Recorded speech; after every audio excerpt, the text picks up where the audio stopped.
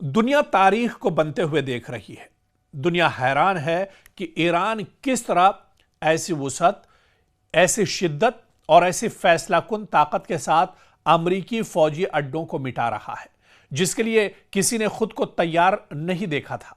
सिर्फ 2 हफ्तों के अंदर ईरान ने इस पूरे खित्ते में अपनी अस्करी कुव्वत की नई सरहदें कायम कर दी है। दुनिया के सबसे महंगे और कीमती फौजी अड्डे, अरबों डॉलर्स की मशीनरी और दिफाई निजाम, सब कुछ लम्हों में खाकिस्तर होता दिखाई दे रहा है। बहरीन, कुवैत, कतर, सऊदी अरब और इराक में कायम अमरीकी फौजी अड्डे दुनिया के अजीम तरीन अस्करी मराकिज में समझे जाते हैं।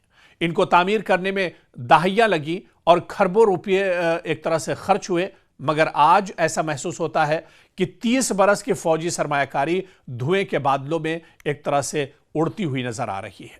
हम देख रहे हैं कि करोड़ों डॉलर के रडार एक ही लम्हे में मिट्टी का ढेर बन गए हैं, और हम देख रहे हैं कि पूरे के पूरे फौजी अड्डे खाली छोड़ दिए गए हैं। वो जल रहे हैं, तबाह हो रहे हैं और बिखर रहे हैं। जितनी तेजी के साथ ईरान ने हमला किया है और सिर्फ 2 हफ्तों की लड़ाई में ही पूरे मशरिक़ वस्ता में 20 से ज्यादा जो एयरबेस या छोटे मोटे जो अमेरिका के अड्डे हैं वो एक तरह से ईरान ने तबाह कर दिए हैं।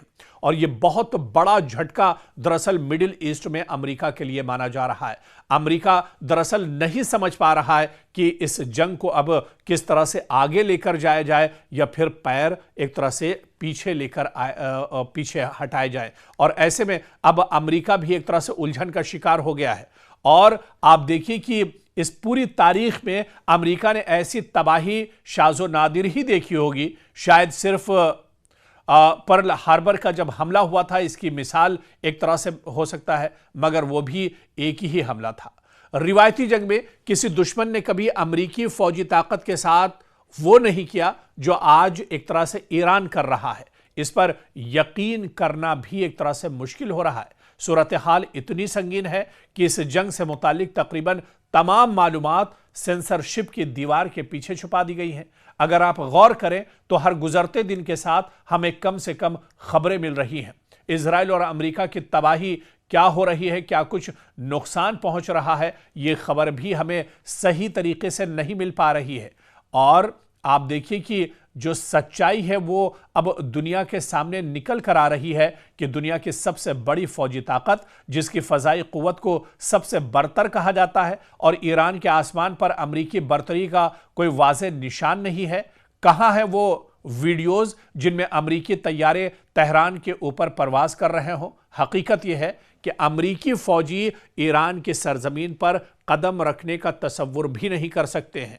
और यही वजह है कि जब खबर इससे पहले भी आई थी कि अमेरिका ने ये कोशिश की थी, उसने एक प्लान बनाया था कि उसके कुछ फौजी ईरान के अंदर ज़मीन पर उतारे जाएं, लेकिन जैसे ही अमेरिका के फौजी ज़मीन पर उतरे उन्हें जो पासदारानी इनकलाब है उन्होंने फ़ौरन एक तरह से अपनी गिरफ्त में ले लिया था। और बाकायदा इसका जिक्र भी ईरान ने किया था। ईरान की तरफ से इस खबर की एक तरह से तस्दीक भी हुई थी।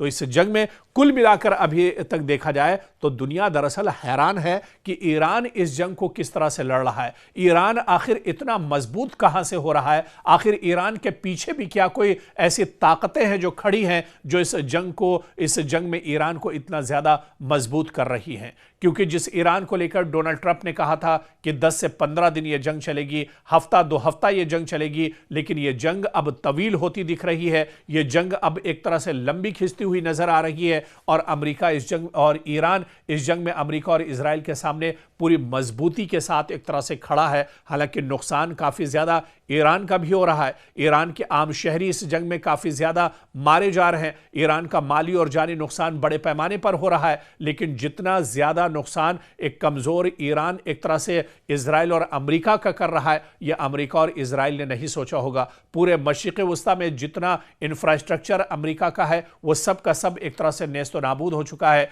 इजराइल के अंदर आप देखिए कि शहर के शहर एक तरह से हंगामा बरपा है। शहर के शहर एक तरह से अफरा तफरी मची हुई है। लोग डर के मारे जेर जमीन एक तरह से रहने को मजबूर हैं। टनल से लोग निकलने से भी कतरा रहे हैं और डर रहे हैं। और यहां तक कि जंग के बीच में इजराइल के वजीर आजम बेन्यामिन नेतन्याहू भी एक तरह से गायब हैं। उनका भी कोई सुराग नहीं मिल रहा है।